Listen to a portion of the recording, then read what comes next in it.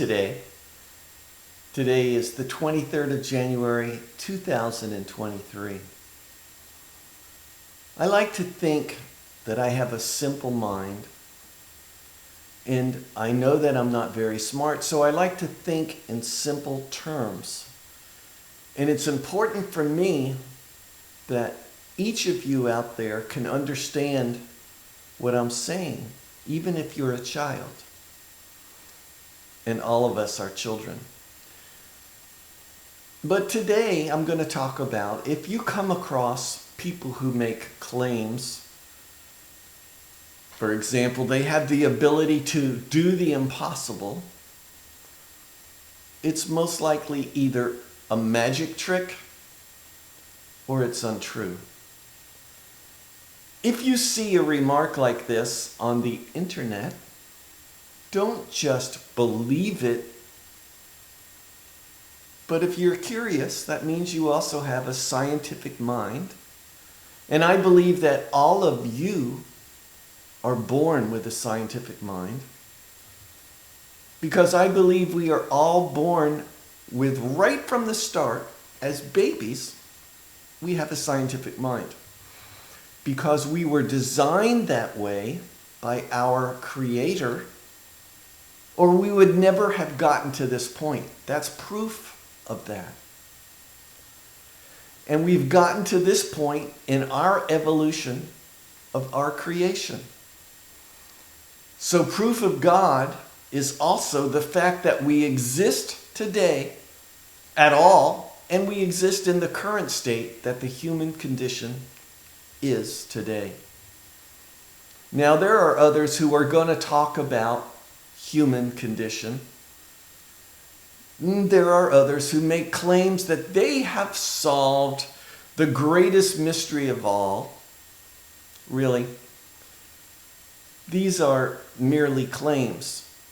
Making a claim doesn't automatically mean that that claim is true.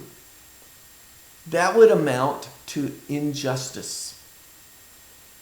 The word justice stands for the weight of each side of an argument. And that weight is placed on a scale, and the scale has no personal interest in which way it's going to tip. It will tip in whatever direction and whichever side presents the most evidence. Science is much the same way as justice. So I can safely say that there are similarities between the two words, justice and science. But that subject is for another talk. What is important here is this. Here is the stage of our development that the human species has achieved. It isn't much. Let's analyze what it is. We've given a name to where we live. We all call it Earth. And we know it's about average size, or even a little on the small side in comparison to other planets. We know that our Earth has an invisible force, or many, but one of the invisible forces is called gravity. We know there are many invisible forces that exist on our planet that make it unique in our neighborhood.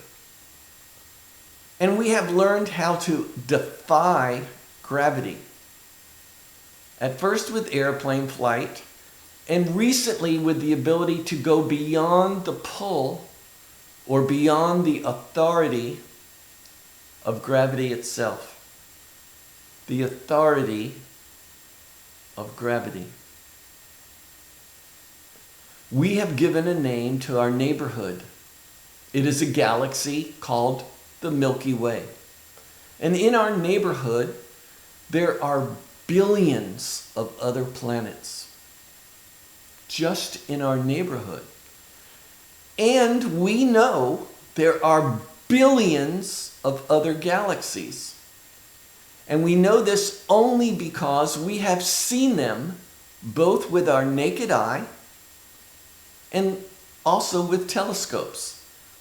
Now, I want you to remember, when you look up at the night sky with your naked eye, most of those lights that make our night sky beautiful are not just a planet. Most of those lights that you see are galaxies. Entire galaxies, just like our galaxy. We know that when we use powerful telescopes that exist, that we are looking back in time. So we have recently developed a very powerful telescope, the James Webb Telescope, and sent it to a place outside of Earth and Earth's atmosphere, which could interfere with it getting to the truth. And it can look back in time much further and almost to the point of our very beginning of our universe. Other than that, we know very little. Let's examine that statement. We know that there's a force called dark energy, and we don't know that that is. And there's a force called dark matter, and we don't know what that is. Just those two things together, those two forces added together, make up about 95% of what exists in our entire universe and still needs to be learned by our species. So we can say that we know 5% of what exists. One hand. No one should ever say that they know much, because we haven't reached the knowledge of more than 5%. So let's put that into a perspective view, and we'll do it this way. We are all on a journey, it's true. Each of you are on a journey. And as a traveler going down a path, sometimes you have to make a choice of which way to turn, because there are many turns on all of our paths. But if you only have 5% of the information, which means that 95% of the information you don't know, what would the chance of you always choosing the right path? I'll give you a hint, a perspective. If you were a student in school, you get grades, and the grades tell you whether you pass or fail. And 69% is still a failing grade, because 70% is a minimum to pass. So if we had even 69% of all the available information, we would still fail, and yet we only have 5%.